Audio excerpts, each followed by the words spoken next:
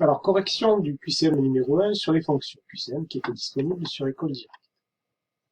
Question 1. G de 9 est égal à moins 3. Vrai ou faux? Donc, c'est faux. Pourquoi? On sait que 9 a pour antécédent moins 3. 9 a pour antécédent moins 3, ça veut dire que donc l'antécédent c'est moins 3. Par conséquent, si moins 3 est l'antécédent, c'est aussi le x. Les x, c'est les antécédents. Par conséquent, lorsqu'on utilise cette notation, on doit savoir que dans la parenthèse, c'est le x qui s'écrit. Donc il aurait fallu écrire g de moins 3 est égal à 9. Et donc 9 est l'image, couleur verte ici pour toute la correction et pour tout le cours. On peut jeter d'ailleurs un petit coup d'œil à la fiche de cours. Voilà. Sur le paragraphe 5, la notation f de x. Tout ça, vous l'avez sur la vidéo qui corrige cette fiche de cours. Quand il y a une écriture comme ceci, f, g, ça n'a pas d'importance, parenthèse en nombre égal à notre nombre, le nombre dans la parenthèse, c'est le x, ou alors c'est l'antécédent, c'est la même chose. Il y a plusieurs manières de l'appeler. Et le nombre qui est écrit après, le signe égal, c'est le y, ou l'image, c'est pareil. Question 2. 3 est l'antécédent de moins 1 par la fonction g. Vrai ou faux? Donc c'était faux. Pourquoi? Parce qu'on sait que le point de coordonnée moins 1, 3,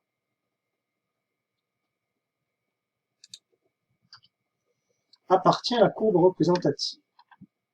Ça veut dire que ce moins 1 qui nous est donné en premier dans la parenthèse, c'est le x, c'est l'antécédent. Ça veut dire que donc le deuxième qui nous est donné, le 3, c'est le y, c'est l'image.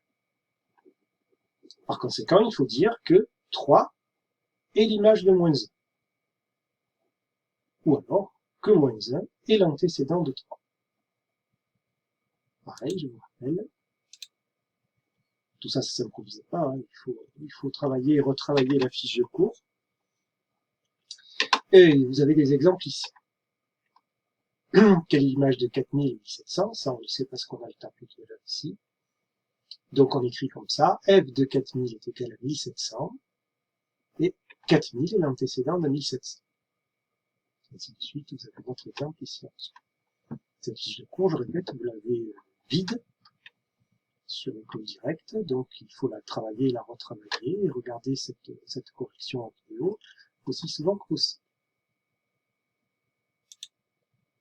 C'est normal si les choses, ce genre de, comment dire, si vous ne maîtrisez pas ces notations du premier coup, c'est logique, c'est un vocabulaire qui est nouveau, donc ça veut dire qu'il faut insister. Et nous avons fait la question 2, question 3. 3 est l'image de 0, vrai ou faux? C'était vrai, pourquoi? Parce qu'on sait que g de 0 est égal à 3.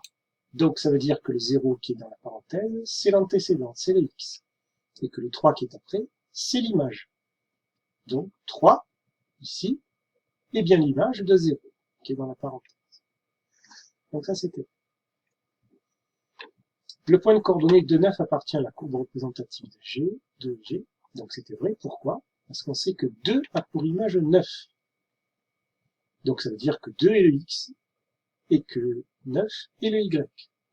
Par conséquent, si on donne les coordonnées du point, on met bien d'abord le x, et ensuite le y. Donc 2, 9, ça veut bien dire que 2 est l'antécédent, 9 est l'image. 2 est le x, 9 est le y. Et enfin, dernière question, l'expression de la fonction g est x au carré plus x plus 3. Donc c'était vrai. Comment on peut le savoir? À quoi sert une expression? Une formule. Une expression, ça sert une formule pour une fonction, ça sert à deux choses. À obtenir un tableau de valeurs, ce qu'on va faire ici, ou à obtenir une représentation graphique. Ce qui n'était pas la question dans cet exercice. Donc, qu'est-ce que j'en fais de ma formule ici? Je vais la taper dans la calculatrice. Je vous fais ça en direct. X au carré plus x plus 3, c'est. Et puis ben, dans cet exercice, comme j'ai que des chiffres, ben, je vais dans la table.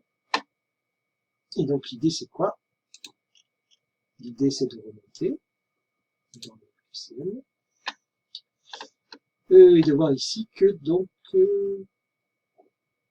on avait g de moins 3 était égal à 9. Donc j'écris moins 3 dans la colonne des x, puisque le moins 3 est un x. Tiens, je trouve le 9 en face. À cette question, moins 1 était l'antécédent, et 3 était l'image. Donc je tape moins 1 dans la colonne des x, puisque c'est l'antécédent, et je retrouve 3. Donc jusqu'à maintenant, la formule, elle m'a donné les bonnes valeurs par rapport à l'énoncé. Troisième question, g de 0 égale 3. Je tape 0 dans la colonne des x, et je retiens le 3 dans la colonne des y. Et question 4, on sait que 2 a pour l'image 9, donc je tape 2 ici, et hop, on tient bien. Donc le calcul avec cette formule, dans le table, m'a donné toutes les valeurs qui étaient indiquées déjà dans l'énoncé. À chaque fois, dans l'information, on sait que. Donc ce que j'ai obtenu sur la calculatrice, je le remets ici, avec ici les x, entouré en bleu, et les y, entourés en bleu. Donc je constate que ma formule a fonctionné, puisque je retrouvais les valeurs qui étaient données dans l'énoncé, donc ça veut dire que c'est bien l'expression de la fonction. Voilà, fin de la vidéo.